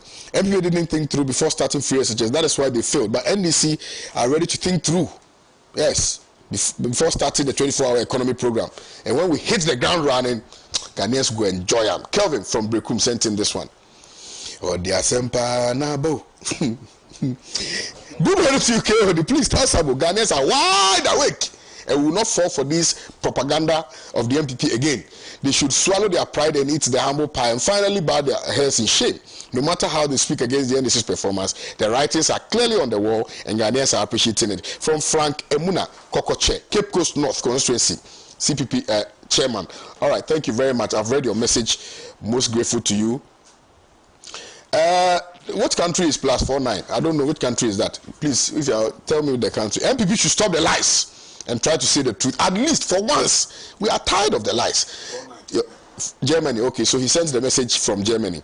Thank you. Good morning to Pan-African TV and your viewers. JM is not in government to favor criminal people like some MPP members who promise to protect our public purse and ended up destroying it. He is working for collective interests of the good people of Ghana. This one also says, Kwame, I like a dress man attitude. And this clearly shows that MPP don't have any good plan for Ghanaians. If this is how frustration can cause MPP, then I'm sorry. MPP, never again. Kobe from Kumasi. Thank you very much. Kobe, I've seen your message. I've read it. Good morning to you, KOD. Please, the best option for MPP now is to avoid all media houses and build their party. All their communicators are lying all over. All right, Felix from Ashama sent it. Let me come to you because the messages, there are a lot. But as I promised, I'm going to. Today's Friday, so we'll bend the rules small and read as many messages. In fact, I'm going to activate the phone lines after your submission so we can enjoy. Oh, yeah, we can open the phone lines. So please, not now. When Honorable Tim finishes, we'll activate the phone line so we can hear from. I think you need to give me 1 minute. There's an information that I need clarity on the BOG, but Honorable. No. Let Honorable come. Honorable. Yeah. Please. So, where do I start with your 24-hour question? No, or? I have not asked you 24-hour economic question yet. I'm saying that you are responding to MPP saying that the 120 days is a fluke. It's a facade. You see, so I think someone sent a message, but I agree with him that the MPP, what they should be doing now to their rank and file is to rekindle your broken relationship with your grassroots.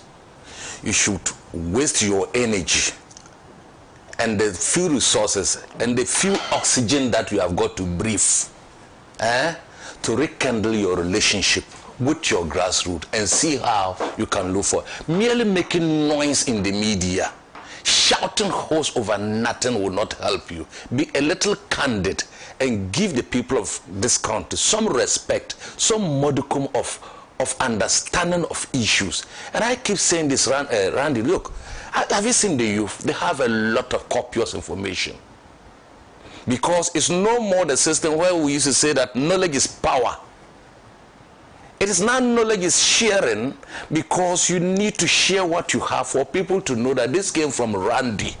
This came from Sabo. This came from, what do you call it, Kwame. You can no more hide under the cloak of, you're a lawyer, you are a member of parliament, you are a minority leader, and you be shouting hoarse over nothing. People know, and they feel it in their life. They feel the change. And then let me put this on record, Kwame. No government under the Fourth Republic has signed a 120-day social contract with anyone. It is only John Dramani Mahama. No one. So I heard this thing over one of your stations by one guy who calls himself Professor Watwa. He brought a research. I didn't want to put his name for obvious reasons. No. One professor is Zato or something. He brought that a research done by the IEA. And the research looked at the 120 days by Rawlings, by Kufuor, by Professor Mills, and came to John Mahama's first term, and then Anadu, and they all scored higher. Even John Mahama's first term, he scored higher. Please, why do people mess up with research in this country? You're embarrassing yourself. Rawlings did not sign a 120 social contract with the people of this country. Neither did Kufuor do that. Neither did Atta Mills. Even John Mahama's first time, he did not sign a 120 social contract with the people. And let me get this thing clear. Even when you just oppose all this analysis, as at the time Rawlings was handing over to Kufuor, what were the macroeconomic indicators? Very poor. when Kufuor was handed over to, what do you call it, Atamils, what were the indicators? When Atamils was handed over to Joe Mama, what were the indicators? What were the indicators when Nana Addo Dankwa Akufo-Addo handed over to this John Dramani Mahama government? We have haircuts. You took over 1 trillion Ghana cedis as revenue. You destroyed our water bodies in 8 years. You mesmerized the cedi, the exchange rate. You borrowed over $30 billion we cannot account for. You left over the most prestigious hall in the world as a cathedral. You employed family and friends. You completely bastardized and shredded state institutions into pieces. That is where state capture, that's the word. With your ajapadia, with a well-rehearsed, documented ajapadia, to unfold it as your presidency goes on. You did this cancerous things to the people of this country. That statistical service last year, we've been doing this thing, said that 8.3 million people could not get food to eat. In this country? In this country, 1 meal a day. Unemployment 14.7%. Your currency was the worst in the world. Corruption was on the ascendancy. Unemployment, you name them. Disrespect for journalists, freedom of speech, arresting people who wanted to espouse good governance and criticize. That was the state that you left for us. A state that you left a crime scene. And if you leave a crime scene, and the one who takes over, what do you want him to do? The amount of effort and energy the fellow will put on and ensuring that he even brings those up to a minimal level is huge than when you compare it to other regimes that handed over to themselves. In fact, since our entire life, I've never seen this type of governance. A governance where even social interaction, where a president will order chiefs to get up, where he has the most traveled chair in the whole world, with air conditioning and macho men policing with state resources. I can go on and on. Where the supplies to feed our children in school, they could not pay. They left humongous debts. Energy sector debt alone over 80 billion. ECG over 60 billion. Check when we're leaving office in 2016. ECG made profit. Greco made profit. Netco made profit. How come the institutions that made profit have been run down? I don't even want to go to those areas. They are so replete. It's so nauseating. And let me tell you something, Kwame. Anytime we sit here and say, and I've argued this in copious times, and say that state institutions are not performing well. They are running at losses. Kwame, is it true? It is not true, because one state institution like the National Signals Bureau alone made money, and an individual is now buying Escalades and Aston Martins, handcrafted cars. Someone in your regime took 8 million Ghana cedis as social responsibility money. You know why he did the money, Kwame? He was ordering, is it Gucci? What do you call those designer Gucci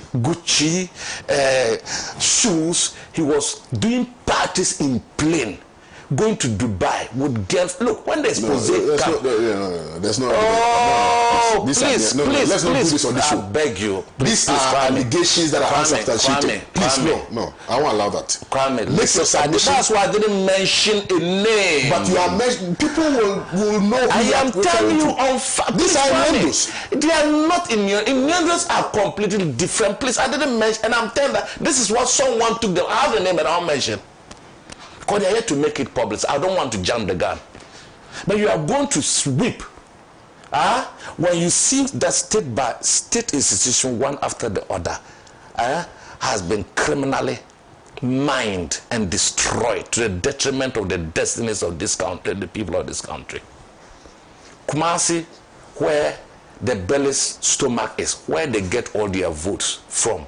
The Otumfo was begging for $10 million. Just $10 million. Kwame, listen to me. To heal Okonfa-Norchi. In fact, that team, I'll never forget that, to heal Okonfa, he didn't say to rehabilitate, $10 million to heal Okonfa-Norchi. You've destroyed this country to stupor.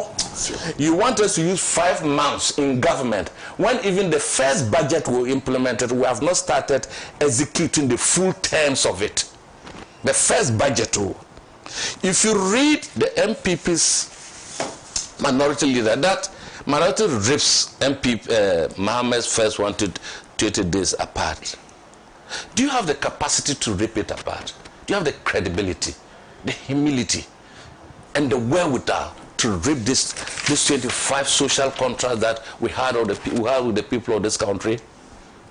You had over 1,000 presidential staffers under the Ministry of Information now. Razi, look, let me tell you, they were having over 108 people doing government communication. We are now using just 7. Do you know how much it costs the people of this country to maintain the bureaucracy that you set up? Buying flashy cars here and there, the reduction to even 60, and now we're even working on 56 have saved this country millions of money. These are well thought through policies. They want to tell us that the inflation is now going down. It's not benefiting our people. Fuel prices are going down. It's not benefiting our people. The exchange rate, which was 16 per the dollar, it has been reduced barely to 13 cedis per the dollar. Do you know how much someone who was using 160,000 Ghana cedis to import goods is now using, let's even take it 140,000. He has saved 20,000 Ghana cedis. 20,000 Ghana cedis. You think that the people who are buying and selling at Makwala and so are not benefiting from this? Conclude benefited.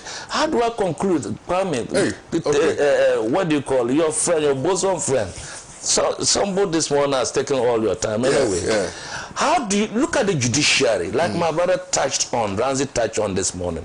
This was a judiciary that you gradually edge the chief of staff, the chief justice, into doing the unthinkable. When you were doing that to the chief justice and the judiciary, what were you thinking when we said we will reset the institutions and cleanse the judiciary? What were you thinking? If the chief justice had been allowed to operate as a chief justice, probably she wouldn't have gotten to where she is today. And what has happened to this chief justice is a lesson to all chief justices in future, that when you are appointed, your allegiance and responsibility lies with the Constitution of Ghana and the people of this country, and not to any appointer. Let that be told, that what is happening to the chief justice today is foretelling the future chief justices when they do come, that today by the people. That is once the appointment is given to you, Kwame, serve Ghana. Dispense justice without fear or favor, no matter whose fault is God. Don't allow a chief justice to present a paper and nominate his or her friends to the president to allow. It has never happened anywhere in the world. Not in Britain, not in the US, where a chief justice would say, Kwame made this, Ramsey, team. Nowhere in the world. They should be told. That is against even the principle. It's against even the principle of the Constitution. Right. Nowhere, listen to me, that an attorney general was caught on tape in the Supreme Court judge's house with a witness coaching him to come and lie. You didn't bastardize the state. Nowhere in the world or in this place that hoodlums of your party were sent to a court and a pregnant judge had to run out to save the unborn child and herself because your people went there to beat her up. You bastard, when you are appointing judges over the bar, since the days of Rollins, no one has ever appointed 100 judges. You appointed more. You were destroying the state institution that was left as the last bastion of our democracy. You come here, you are talking, no. Let me claim. Is this speaking about the 250 days? Yeah. It's good governance. No. Look at what your guy said yesterday. Look at what he said. He said that look, that economic vandalism masquerading as good governance. That's what he said. Yeah. So that's why he touched on the economy, and he also touched on the judiciary. Yes. So he's responding to the press conference that you held. So I think we can grant him that. Yeah. Didn't he say that economic vandalism masquerading as good governance? You tell me let me count. You see, let this be said today and for all, and let it be an education to you and your people. We said 24-hour economy. We didn't say 24 hours. Listen to me and go educate about me and your people. What we talked about a 24-hour economy is one. It's a policy that will be presented to Parliament for debate. 2, 24-hour economy includes tax rebates, tax holidays. 24-hour economy includes the reduction of electricity. Okay. It includes provision of security. It's an 8-hourly job. The same job that will be done 8 hours. Have you listened? Write it down with red pen so that you don't forget and go and sit somewhere. No, I don't want to interject. No. Okay. Don't interject. Don't interject. No. Yes. It's completely different. It's completely different. No. Let's be civil. Sabo. Gentlemen, let's be civil. Increment in electricity tariffs is completely different from the policy. No. That is not the issue. Yeah. So what is the issue?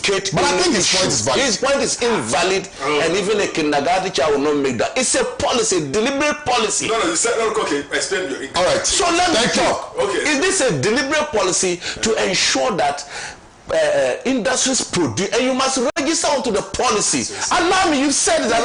Please. Okay.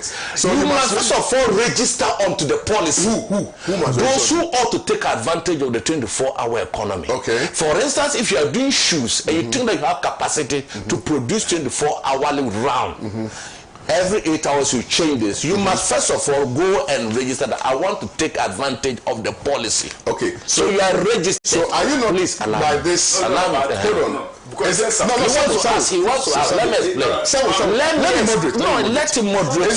Is this that one district, one factory that you are seeking to implement? Absolutely no. Because the policy framework of one district, one factory is similar to what you are talking about, that you must register. If you want to take advantage of the one district, one factory. So it wasn't necessarily, it was a government proposition, but it wasn't a government implementational program. So for instance, what I mean by this is that government was not by itself going to implement the policy.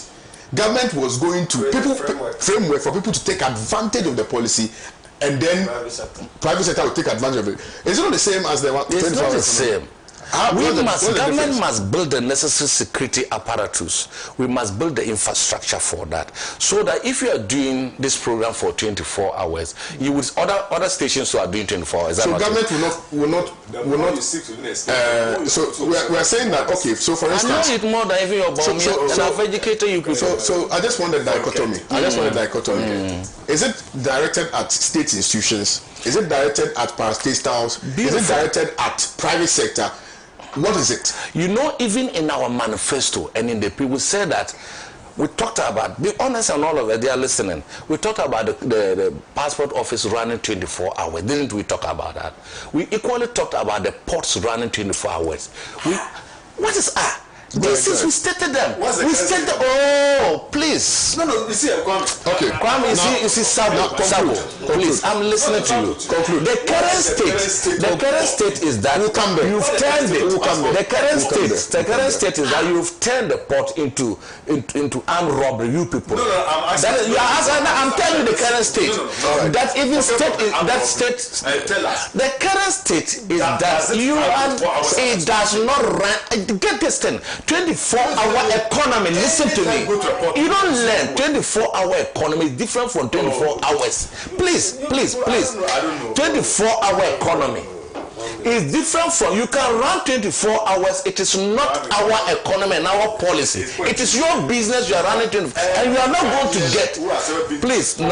Thank you. No. You see, that's how you have been distorting me. And let's not distract you. You didn't interject. No, they're not very important. They're not a very important thing like this. So let him, because you see, the reason why we should allow him is that Sabo. The reason why I want better explanation on the 24-hour economy is that all of us here are still struggling to understand. And I'm explaining. So let him explain. This explanation is even confusing us more. No, you'll be confused because you don't understand. Let him finish. And I'm confusing you more. Okay, no, I want to understand.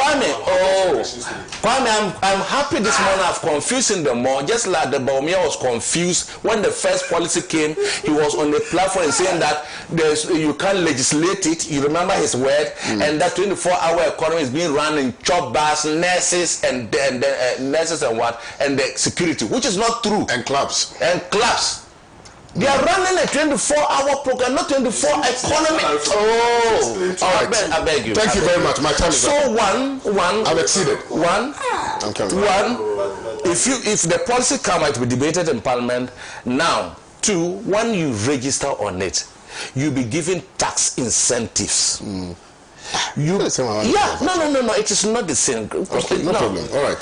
Tax incentives. All right. We are expecting you to produce so that you increase revenue and even excesses for export. Okay, so Then there will be 24-hour security assigned to you. Hold on. Government is going to be the vehicle. The vehicle. Yeah. Through which will provide the incentives for that. I don't want nobody should come into the studio again, please. Nobody should walk into the studio. When I'm done with the show, I will close. Nobody should walk into the studio. You are distracting let my me show. cite one example. Free HSS is for public schools. Is that not it? Yes. If you don't go to public school, you are not going to benefit from it. Even though you're doing free HSS in a private school, it's the same thing. All right. Let me read. No, hold on. Please, so that But let me read this message. I think I promised the gentleman I was going to read the message. See, I can't even find the message any longer. Where is it? You mean to tell me how? It is not 24 hours. This one is from Seydou Shaibu. Says, greetings to you, KO. The Afenamaki should have been behind bars by now. 24 hours. Because to touch a service personnel in uniform and on duty is a very serious crime. Afenya is still making noise because he thinks he's above the law, but no one is above the law. No matter how much noise will be made by Afenya, the law is the law. He should be arrested unless there is some clue. All right. This one says, KOD. This one. No, this message to you. Yeah. Says, KOD, I want NDC communicators to communicate like this NDC man. Ghanaians will now know the truth. And he has not been treated fairly by your administration. So if you people can now begin to speak on his behalf, because Timothy, as for you, everybody knows the work you've played, and you deserve to be recognized for the work you have done for your party. There's what is it? There's a shocking revelation. Hey, what revelation is that? And I think that we ought to Bank of Ghana has done what? Serious. Bank of Ghana has done what? You remember on the 11th of August 2024, the then governor of the Bank of Ghana, Dr. Addison, stated that the Bank of Ghana has bought 88.4 tons of gold. Yes. Amounting to $6.87 billion. Yes. Today, the 30th of the latest update on our gold reserves, it has been stated that we have about 31.37 tons of gold in holdings at the Bank So of the Ghana. 80, where did they pass? So there is a deficit of 57.03 tons of gold that we need clarity on. Hey, Ghana they're going forward. All right, thank you for Thank you. For We need clarity on that. Because if in August you bought 88.4 tons.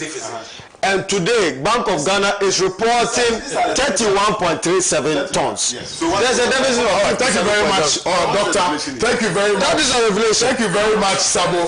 Thank you very much, Timothy.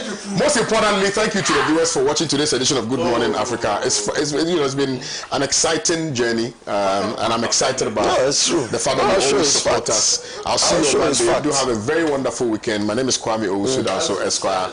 Thank you.